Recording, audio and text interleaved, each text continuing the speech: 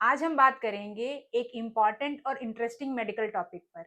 क्यों कभी कभी इंग्वाइनल हर्निया की सर्जरी के बाद अम्बिलिकल हर्निया हो जाता है।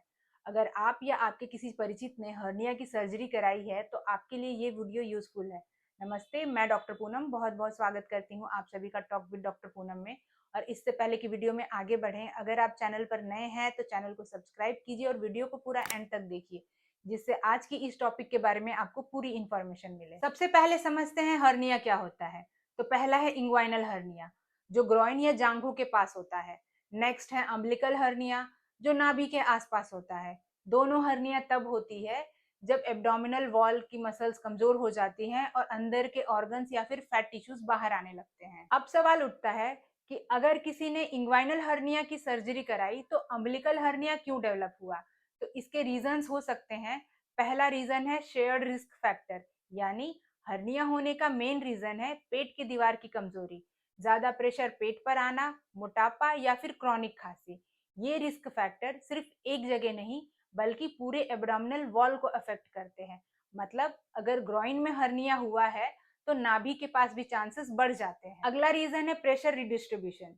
जब इंग्वाइनल हर्निया की रिपेयर हो जाती है तो प्रेशर एब्डोमिनल वॉल के दूसरे कमजोर हिस्सों पर शिफ्ट हो जाता है, जैसे कि अम्बिलिकल एरिया। अगला रीजन है ओबेसिटी एंड लाइफस्टाइल। अगर पेशेंट ओवरवेट है, हैवी लिफ्टिंग करता है या फिर कॉन्स्टिपेशन से परेशान रहता है तो ये सारे फैक्टर्स अम्बिलिकल हर्निया को ट्रिगर कर देते हैं या फिर उसके प्रॉब्लम को इंक्रीज कर। अगला रीजन है जेनेटिक वीकनेस।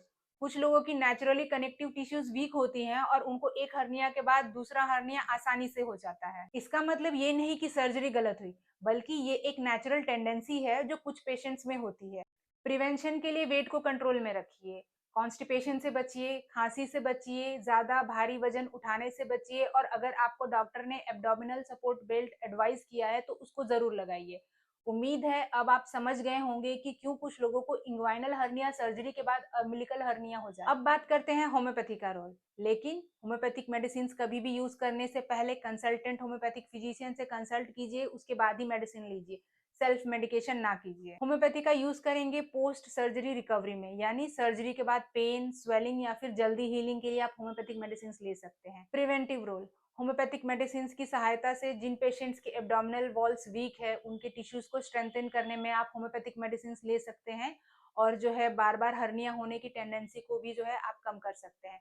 अगला है डाइजेस्टिव रोल। जिन पेशेंट्स को क्रॉनिक कॉन्स्टिपेशन है या डाइजेशन से रिलेटेड प्रॉब्लम्स है तो उनके केस में भी जो है हम होम्योपैथिक मेडिसिन का यूज करके बार बार हर्निया होने की टेंडेंसी को रोक सकते हैं। पहली मेडिसिन नक्स वोमिका, कॉन्स्टिपेशन और इंडाइजेशन के केस में। अगली मेडिसिन लाइकोपोडियम, जिनमें जो है पेट में वीकनेस है, ब्लोटिंग है और हर्निया की टेंडेंसी है तो लाइकोपोडियम का यूज। अगली मेडिसिन है कल्केरिया कार्प, जिसमें एब्डोमिनल वॉल की वीकनेस हो और बार बार हर्निया की टेंडेंसी हो तो कल्केरिया कार्प का यूज करेंगे। और नेक्स्ट मेडिसिन है सैलिसिया, जो टिश्यूज को स्ट्रेंथन करेगी और हीलिंग के लिए हम सैलिसिया का यूज करेंगे। और इसी तरह की हेल्थ अपडेट के लिए सब्सक्राइब कीजिए टॉक विद डॉक्टर पूनम को। और हमसे ट्रीटमेंट कराने के लिए स्क्रीन पर दिए गए नंबर से आप संपर्क कर सकते हैं। तो मिलते हैं अगले वीडियो में होम्योपैथी की नई जानकारी के साथ। Thank you.